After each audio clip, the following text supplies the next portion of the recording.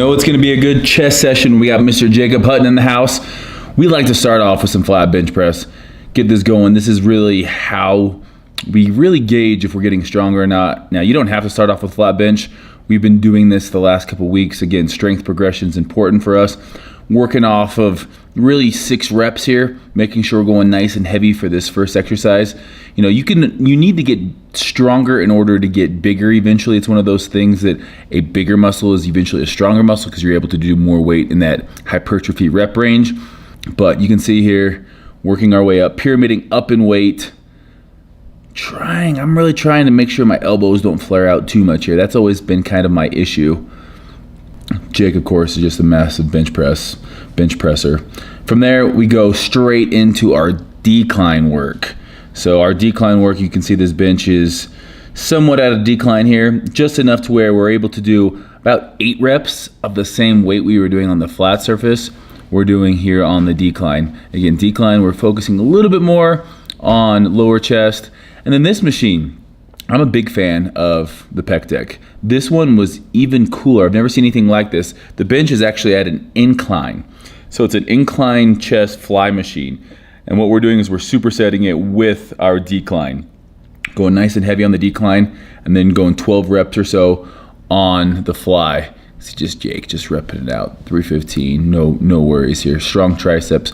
Triceps are gonna be a big factor in bench pressing. So we wanna always make sure that we, use our triceps at that last 1/3 of the movement. You can see we're leaning back. It's because of that incline, getting a nice stretch.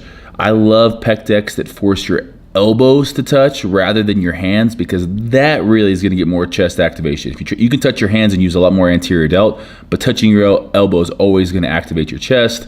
Again, then we're finishing up here on our decline. We got 3 sets of decline supersetted with the chest fly.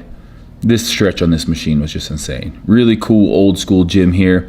From our superset, we're going with an incline hammer strength here. So we're shooting for 10 reps on this. And if you're not making crazy faces, are you even working out, bro? That Gymshark camo though is looking really, really clean if I do say so myself.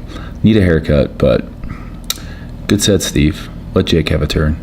From there, we're going into our incline chest flies. Now, with this one, you can see I'm trying to keep my elbows somewhat, locked out. Not all the way locked out, but just a little bend in there. And then at the bottom, I'm rotating, getting a good stretch, and then trying to touch my elbows at the top, which really forces me into a supinated position here. Now, this move can be hard on your shoulders. As you can see, I'm only using 25 pounds in each hand. Jake's turn.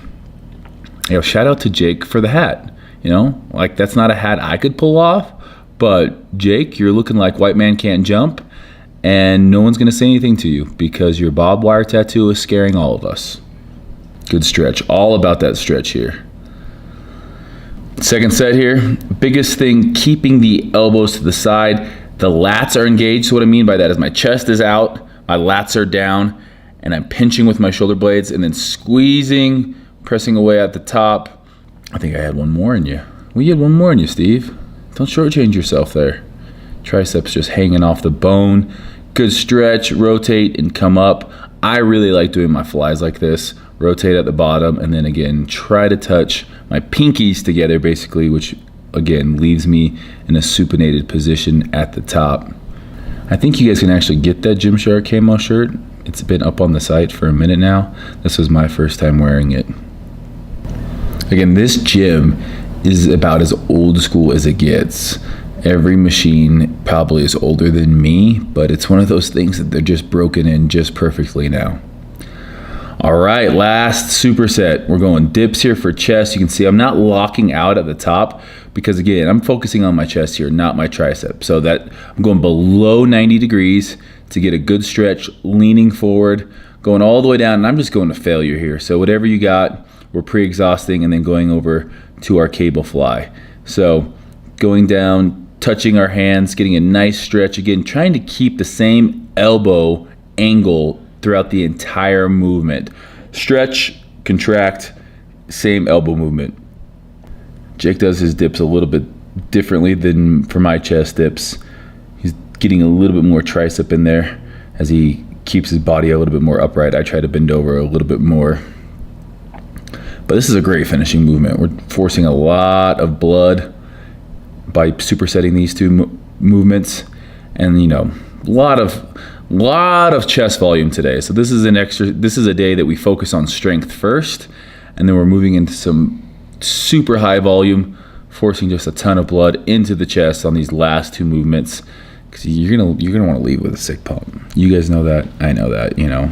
It's a chest day must. So we hit the strength movements, and then we move on and make sure that we're doing some volume.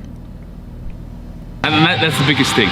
Get better. Before you come into a workout, hone in on what it is gonna be that day. If you guys wanna see more of this, check out Fitness Culture's website. Also, obviously, I got tons of videos on my channel. Make sure you guys like and subscribe if you haven't. I'm gonna go get a little shake.